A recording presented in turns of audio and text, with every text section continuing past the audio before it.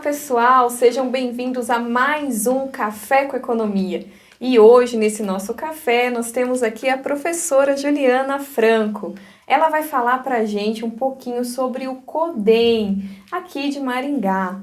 É um conselho, né? E é bem interessante, vocês vão compreender um pouquinho e quem sabe até criar uma curiosidade e quem sabe até conseguir implementar aí na cidade de vocês. Então, professora, bem-vinda ao nosso café. Obrigada, Laís. Eu queria que você contasse para a gente um pouquinho sobre o que é o CODEM, quando surgiu, como que funciona. Primeiramente, o CODEM, o que ele é? Ele é um Conselho de Desenvolvimento Econômico do nosso município. Ele é um modelo de governança compartilhada. O que é isso? Nós temos um conselho cujo objetivo principal é trabalhar estratégias e projetos de desenvolvimento econômico para o município de longo prazo, ou seja, nós estamos pensando no futuro da nossa cidade para daqui 20, 30, 40 anos. E esse conselho ele é composto pelo setor público e pelo setor privado, sendo representado pelas instituições, a sociedade civil organizada, né? Esse conselho ele foi criado há 23 anos atrás, é um modelo extremamente inovador, foi o primeiro do Brasil, por isso a gente acaba sendo referência para Muito o legal. país, né? Estava aqui conversando já com a Laís, que nós recebemos comitivas do Brasil inteiro, de cidades que estão querendo implantar esse conselho. E ele surgiu bem na década de 90, bem no ano do Plano Real.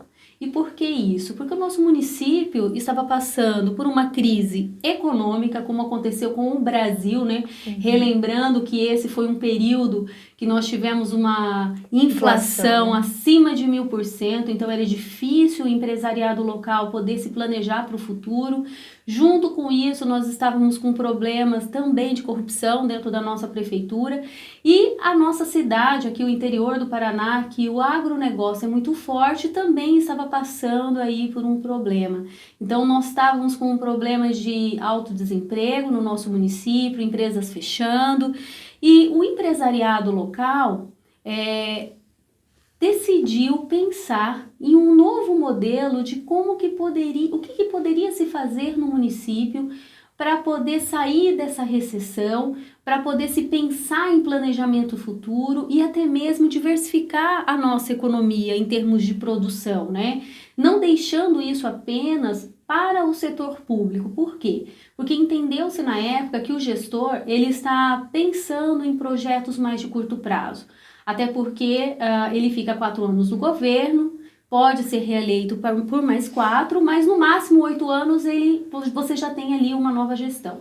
Então, projetos de longo prazo, projetos de infraestruturas, projetos de planejamento de cidade de longo prazo, teria que ficar com uma instituição que seria o guardião desses projetos, independente do governo que estaria instituído, né?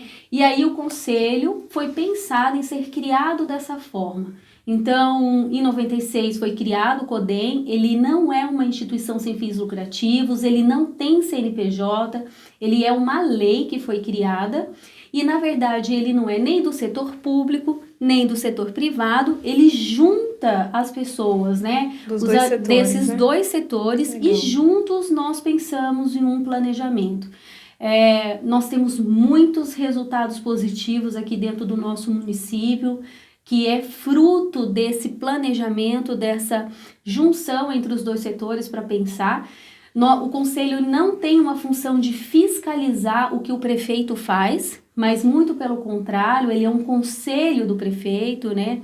Ele dá diretrizes, ele direciona, nós calculamos indicadores, inclusive, de gestão, né? Levamos para o prefeito para mostrar também aonde que ele deve melhorar, aonde que está melhorando, indicadores da área da saúde, educação, segurança, saneamento, meio ambiente, além de projetos que são trabalhados de forma conjunta. Só para vocês terem uma ideia de como funciona essa parceria público-privada, nós contratamos, né, o Conselho contratou uma empresa, que é a Price, para desenvolver o plano socioeconômico do nosso município para 2047. E quem pagou essa consultoria foi o setor privado, 100% o setor privado. Legal. Demos de presente para o gestor público e somos o guardião da execução desse planejamento futuro e desse plano socioeconômico. Então, a gente trabalha nessa parceria.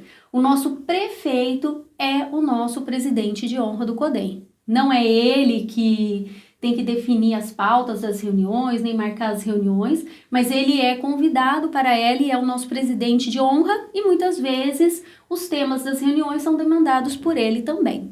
Em todos os anos, sempre é ele que vai ser o presidente de honra, sempre o prefeito. Sim, isso aí está instituído na nossa lei.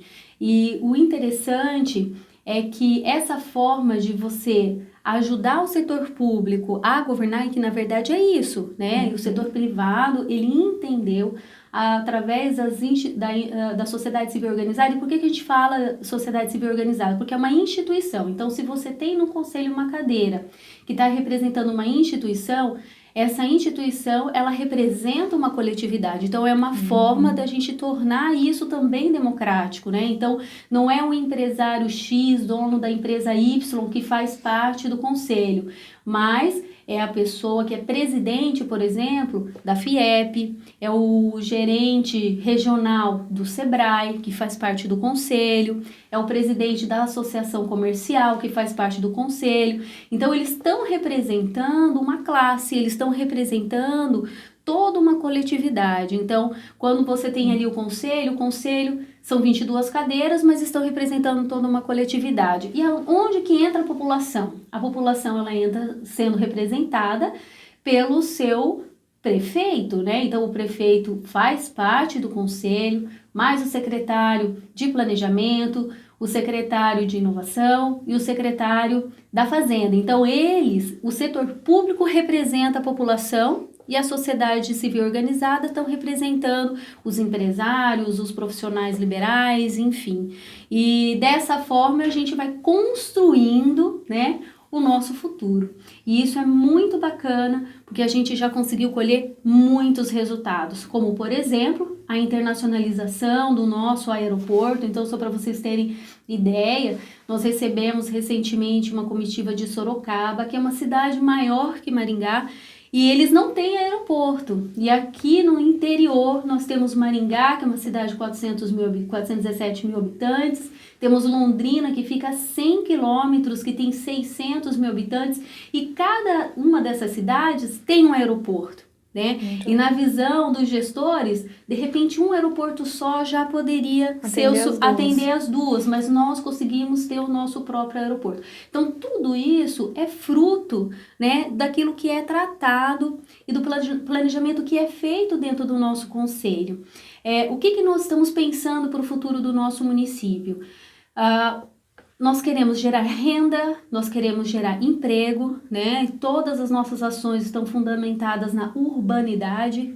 Estamos pensando no envelhecimento da nossa população, né? Hoje nós somos ali pelo menos 12% da nossa população tem acima de 65 anos. Daqui 20 anos já vai beirar os 30% da população. Então, o envelhecimento da população, nós já começamos a pensar hoje os serviços que devem ser gerados, o impacto que isso vai trazer para a gestão pública também, em termos de serviços que vão ter que ser prestados, especialidades médicas, condomínios para idosos, a forma como você faz a mobilidade urbana interna para atender também essas pessoas. Então, nós estamos pensando não só no crescimento urbano em termos de infraestrutura, mas estamos pensando também de forma específica, como, por exemplo, no envelhecimento da nossa população. Nós temos um dos projetos, um dos nossos objetivos é que a gente possa construir no futuro um VLT daqui até Londrina, né? Que nós temos um eixo, várias cidades dentro desse intermédio que são importantes e que muitas das pessoas desses municípios acabam trabalhando, Maringá, trabalhando em Londrina. Então, para vocês terem uma noção de outro eixo que nós estamos batalhando, de repente, no futuro, a gente conseguir construir um VLT daqui a Londrina. Que legal. E para que isso seja viável, né, que é viável fazer isso, nós já construímos a nossa nova terminal de ônibus urbanos, já pensando nesse VLT. Então, o nosso terminal novo que está sendo construído, ele já está estruturado para que seja implantado esse VLT. E isso porque nós temos dentro dos nossos projetos de futura construção. Então, a cidade que pensa no futuro, e quando ela pensa no futuro, ela não está pensando só nela, ela está pensando também nas cidades que são conurbadas a ela. O que é uma cidade conurbada? Que já está vizinha, né? Já faz parte da sua região metropolitana.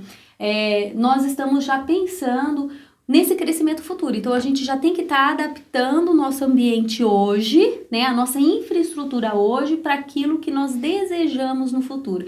Então, o CODEM, ele não está preocupado, né, em fazer o papel do vereador. Né? Então, o papel do vereador é tratar, por exemplo, né, e do prefeito é tratar das coisas que estão acontecendo hoje. É uma rua que tem que ser pavimentada, é uma infraestrutura de luz, energia, água, esgoto em um bairro que está sendo construído. Então, não é esse o papel. O nosso papel é a gente trabalhar com o crescimento futuro do nosso município. Então, são esses projetos de futuro que nós temos que ser os guardiões.